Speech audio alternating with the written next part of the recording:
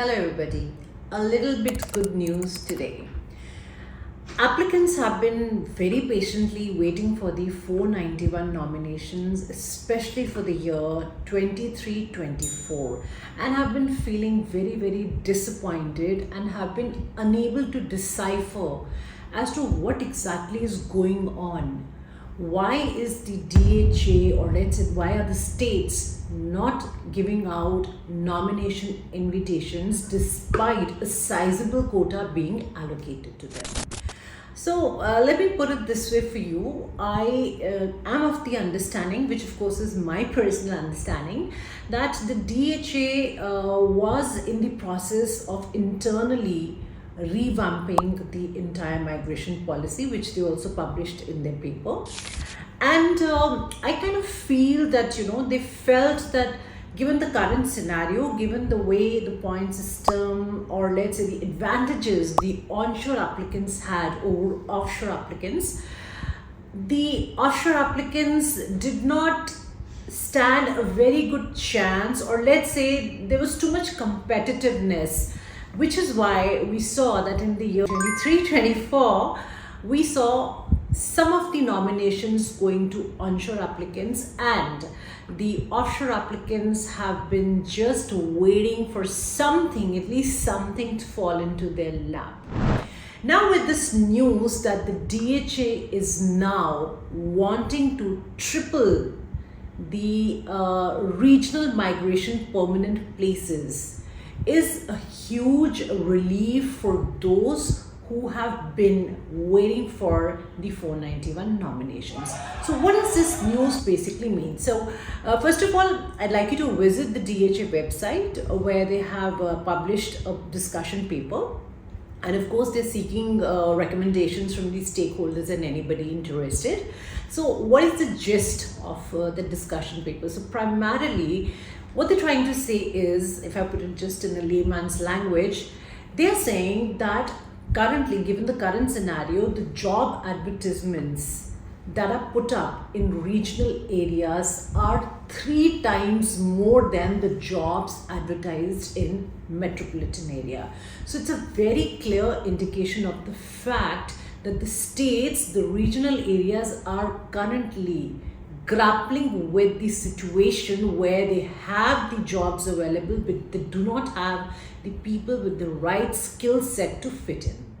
Therefore, in order to deal with this problem and to look into a long-term migration strategy, the DHA is planning to triple the regional migrant visas. So when we talk about regional migrant visas, it could be an employed regional sponsored visa, which usually can be a dama, and most popular, it would be a 491 visa.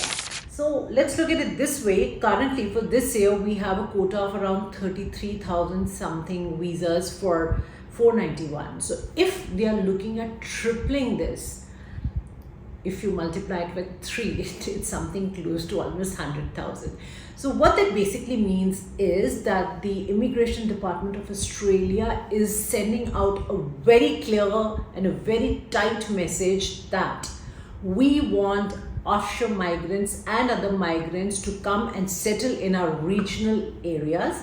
We're giving you benefits and incentivizing it by giving you additional 15 points, giving you health benefits and many more benefits to go along with it. Also, what they're proposing is that they will also ensure that the processing time is at the highest priority for this visa. Now, you must be remembering that sometime back the DHA had said that 491 would be a priority visa, and that was really a huge incentive for a lot of people to opt for a 491 instead.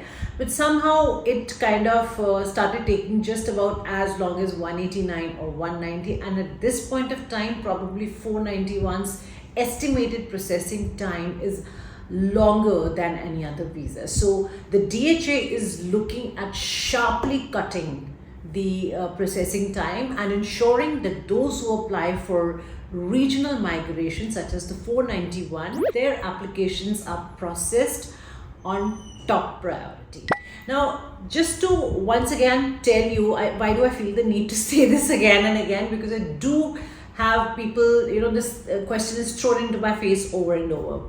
So, a lot of people still think that regional area means villages. It means underdeveloped areas. It means areas where there are no jobs, there are no people, there's a desert-like situation, and you'll be thrown into that place where there's nothing.